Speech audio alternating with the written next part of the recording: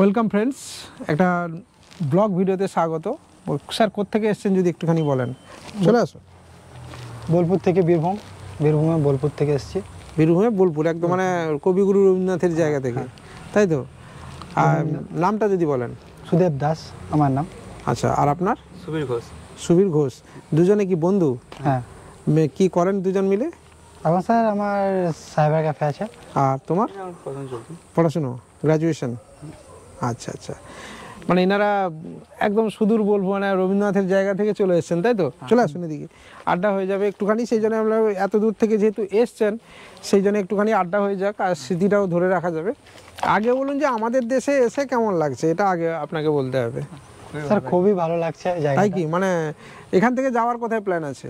এখান থেকে স্যার আমাদের মুকুটমণিপুর যাব। মুকুটমণিপুর নাকি দীঘা? মুকুটমণিপুর তো বাঁকুড়া। না, মুকুটমণিপুর ওটা কি বলে? মন্দারমণি। মন্দারমণি। আচ্ছা, মন্দারমণি যাবে। মন্দারমণি। আচ্ছা, হ্যাঁ, মন্দারমণি খুব শান্ত জায়গা। আর তারপরে ওখান থেকে হয়ে হাওড়া হয়ে বোলপুর, তাই আবার বাড়ি চলে যাবেন, আবার কবিগুরুর দেশে।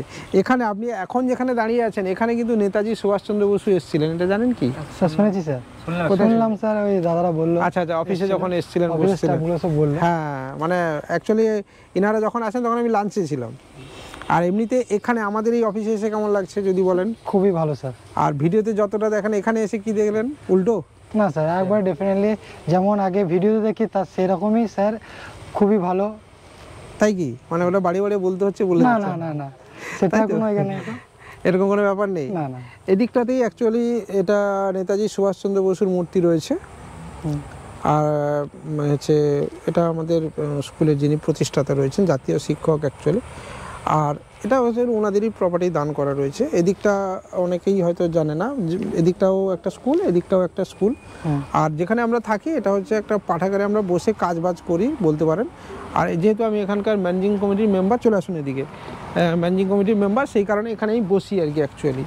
ঠিক আছে, সারাদিন এখানে আমার কাজ হচ্ছে। সকাল অফিস টাইমে এখানে বসে ওই যারা পেপার পড়তে আসে বা বই পড়তে আসে, কেউ বই আনতে আসে, কেউ বসে পড়ে, বা স্কুলের বাচ্চারাও আসে, কেউ পেপার যা করছে, যেভাবে মানুষ বসে সেভাবে বসে থাকি। সারাদিন বসে থাকাটাই আমার কাজ, আর কিছু না।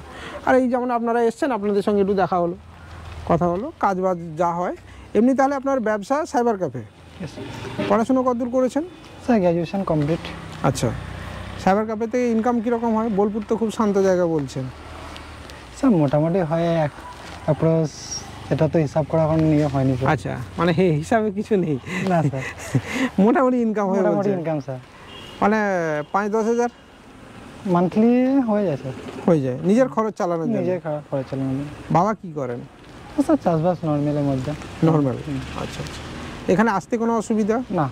বা আমরা ভিডিওতে যে ঠিকানা আপনাদেরকে বলি বা যে আসার জন্য আপনাকে যে ঠিকানা বলেছি, তার সঙ্গে কোনো মিসম্যাচ রয়েছে নাকি? না না না, কোনো মিসম্যাচ নেই, একদম পুরো ছবির মতো ঠিকানায়, ছবির মতো, কোনো কোথাও অসুবিধা হয় না আসতে।